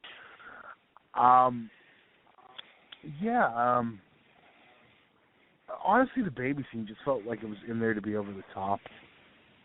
I didn't. Yeah. It didn't.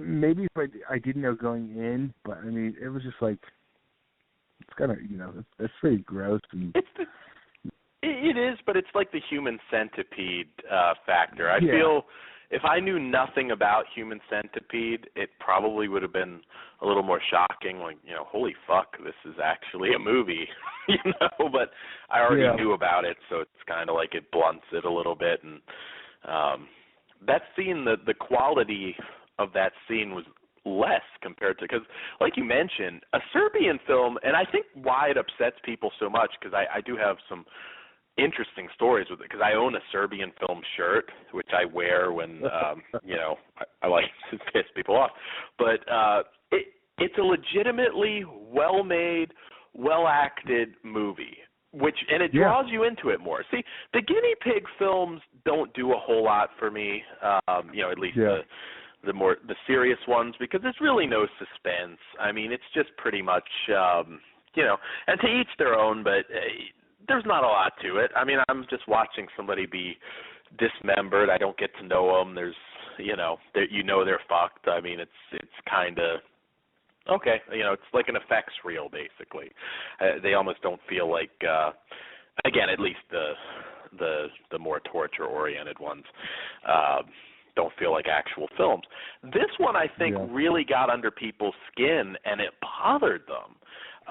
Because I remember wearing a shirt to a film festival in Virginia, and at a convention as well, and having like a guy come up to me who, had spikes, like, and I mean not like spiked hair, but he had like bolts, like I don't know what the hell, how he did it, but he had like spikes in his head, and he actually like comes up to me, looks at my shirt, and is like, man, that's fucked up. He had balls wearing that. And I was just like, wow. I mean, he was humorous, but he really didn't like the movie. He thought it went a little too far, and I think it's one of those ones. Being well made, it upset people more. And, I can point to several, low-budget movies, micro-budget movies, really, that, have done similar shocking things. And it just kind of feels like, they're doing it for attention. It doesn't, really draw you into the story. This one does. And, I mean, it's a really fucked up ride. I agree, and I agree. I feel like that about everything but the baby scene. And not because, oh, that's so taboo, you shouldn't do that. I just thought that to me felt like the one thing that was just shocking to be shocking. Like, later on, with the incest stuff, you kind of knew that was coming. You kind of felt, and so that is, an emotional, response that's upsetting. And, and that didn't feel like it was just shocking to be shocking. It felt like for this fucked up journey this guy was going through, it felt like it made sense.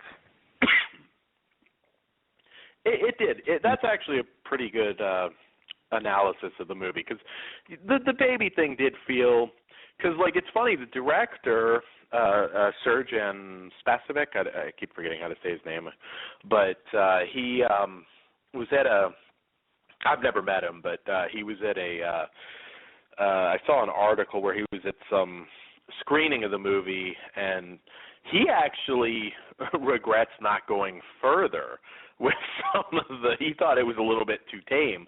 But he really sticks by that whole story that it wasn't, he didn't just make the movie for shock value. I mean, and again, he could be full of shit. I know a lot of people think he's full of shit, but he really sticks by that whole, the baby scene was, you're fucked from birth in Serbia, and I don't know anything really about life in Serbia.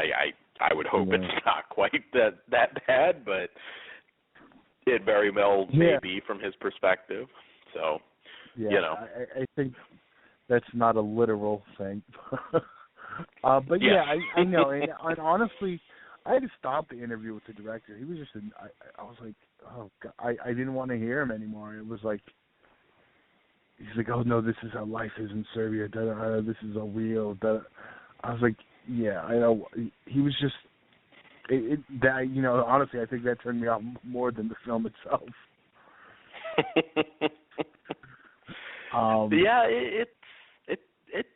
But hey, can you think of any movie that has generated such a passionate response from people? Is this one? I mean, I can't think of many.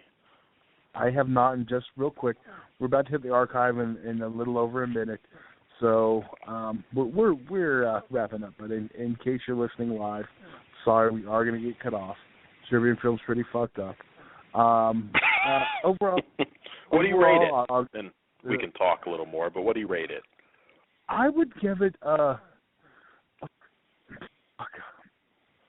didn't even think about a formal rating because I knew we would just kind of talk about it. Mm-hmm. I'd not probably to put you on say the spot, but yeah, that's all right. I'd probably give it about a 3 out of 5, maybe a 4. It just feels like one I need to review, but I just haven't. Haven't had a spot. Next vacation the wife takes. See, for me it's a 4. Because it's not a movie that I particularly enjoy watching. I mean, it's definitely one of those ones where, you're really not going to pop it in all that often. But at the same time, there were parts of this that almost bordered on masterpiece. I mean, it's not a masterpiece to me, but, it certainly had its moments of real power. And, sometimes, they are horror movies, and this is pretty horrifying and not necessarily entirely unbelievable that there couldn't be a sick fuck out there that would do something like this. So, it definitely draws you in. It's interesting to see different people, what they consider, like, what is your ultimate, most disturbing movie? I mean, some will throw Martyrs out there. Others think, well, I'm not really afraid of cults, so Martyrs wasn't that scary, or, what have you. But a Serbian film is one I feel you have to have a really strong stomach and really have to be the type of person that just doesn't get offended by anything to even sit down and watch it once. But it is an experience, and it's a hell of a grueling ride. I hope the director isn't like totally marked by this, because I'd love to see another project from him and just see exactly what he would do, if it's going to be extreme or if he's just going to make a romantic comedy to, to make up for this. I will say the one thing though is, unlike it, I'm using it as an example because it is a marquee title of, the extreme, which I don't really think it is at all. The Human Centipede. I mean, this film actually, I think, lives up to the hype. Versus Human Centipede, I think, is ultimately a letdown. It's like extreme horror films for beginners, I think, is what Human Centipede is, and this is an extreme horror film for the extreme. Yeah, Human Centipede is a gimmick film, and it was a hell of a gimmick. It made a lot of money, and it dragged, it certainly gotten every penny it possibly could, beating the premise to death into a third film. But yeah, a Serbian film is definitely a better made movie, if nothing else. I mean, probably 90% of you, even diehard horror fans, just won't be able to really stomach the movie. But hey, it is what it is. It's a very well-made movie, and I think here's the question you need to be asking me. Did I feel like I needed to take a shower after I finished watching it? Yes, absolutely. But there's a lot of people back in the day that would have said that about Texas Chainsaw Massacre. I mean, that freaked people the fuck out. I mean, that was, for a lot of people, that was the most horrifying thing they could possibly imagine. Obviously, there wasn't, baby fucking or, anything like that in Texas Chainsaw Massacre. But nonetheless, for the time, that was, people were pretty upset about that. I remember being a young horror fan and, people knowing, obviously, I'm the weird horror dude with, posters and movies all over in his basement. And I remember hearing from some people, it's like, one I will never watch again is that Texas Chainsaw Massacre. That made me almost throw up. It was so gory, despite the fact that there's no real gore in the movie. So, there's some who knows? There's some dried blood on the walls. That is true. I think it's just the tone it set. I mean, it's like you can almost feel the heat when you watch Texas Chainsaw Massacre. I mean, it's just a very, arguably one of the best, if not the best, horror film of all time. So I'm not suggesting in any way that a Serbian film is going to be looked up as far as anywhere near the greatest horror film of all time. By no means is it. But I do think it will be a film that people will remember in the future, and hopefully not just for the extreme content, because there is a lot more there than just that. It's not just a shock film. Yeah, it's more than just the gimmick. But to answer the question, yes, I did feel like I needed to shower after. It did make me feel a little dirty for it. But was it too extreme? No. Yeah, no. So, I don't know. Interesting discussion. It's always passionate. If you ever have a strong opinion about it, you can always call in. We do welcome that. So, well, not now. So not right now. We are in the archives. Yeah, if you're getting pissed off and you're listening to this, Friday or whatever, then you can't really. It's too late. But we're almost out of time.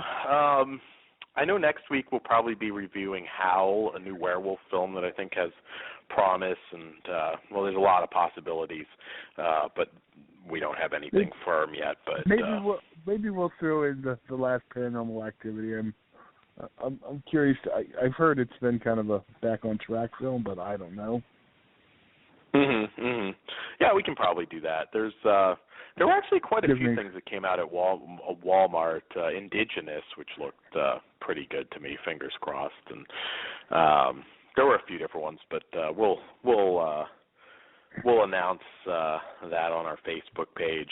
Only last thing before we go, I've got to say, we talked about it briefly before the show, but what's your WrestleMania card right now with John Cena going down? I mean, what do you book as the main event, first of all, if you had your say right now? Honestly, I've been so out of the loop on this.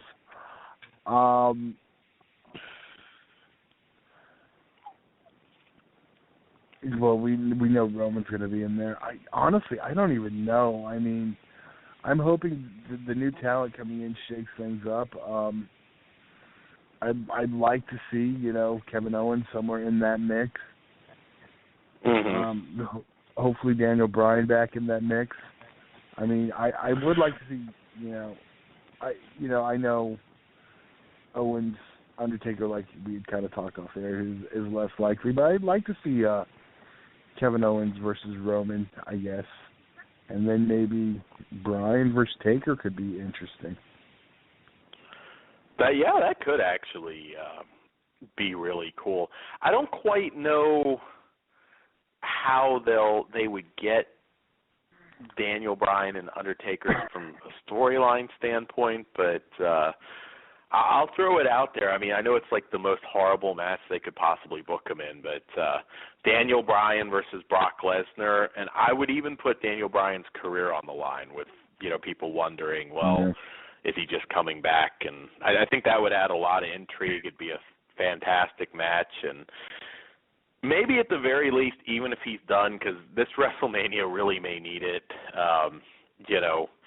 even just, look, we're going to give you one last big run through WrestleMania, and that'll be it. That's the match I'd love to see, but I don't know. I don't know if they can get a Kevin Owens or a Bray Wyatt, who they've done some damage to. Certainly Bray Wyatt, they've really beaten into the ground. Yeah, I don't know. It's wide open. Kind of looking forward to the Rumble. That is my favorite event of the year. I'll have to tell you the off air. There is a way you can do a pool for the Rumble, like everyone throws in money. So every time I get bet on wrestling, so I may have to explain that one to you. But it looks like we lost Dan. Not surprising. We're in the archive. I'm going to sign us off. We'll be back next week. And good night, everyone.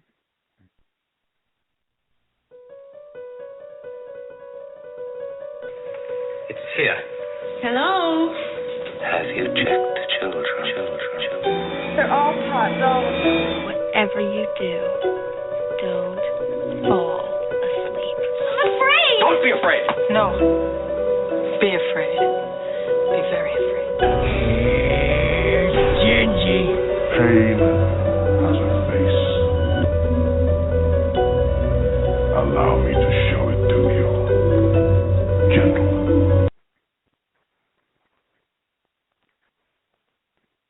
Subway Restaurants invites you to make every day different with the sub of the day. Every day, it's a different foot-long sub for just $6. Try the sweet onion chicken teriyaki on Monday, the oven-roasted chicken on Tuesday, turkey breast on Wednesday, and many more. Prepared on your choice of freshly baked bread with any veggies you want. It's a different foot-long sub of the day each day for just $6. Only at Subway Restaurants. Participation may vary. Additional charges for extras and deluxe, plus tax where applicable. May not be combined with other offers, coupons, or discount cards. Danny, I just figured out that if I switch to Metro PCS, I get 2 Samsung Galaxy phones free. Cool, Dad. And I could be a super dad with 2 free Samsung Galaxy phones and call myself Double Galaxy Man. Or you could give the second phone to your sidekick. Yeah, I guess I could do that. That's right. 2 free Samsung Galaxy On 5 smartphones are all yours when you switch to Metro PCS. Metro PCS. Wireless. Figured out. Coverage not available in some areas. Sales tax not included in phone price. Excludes numbers on the T-Mobile network. See store for details and terms and conditions.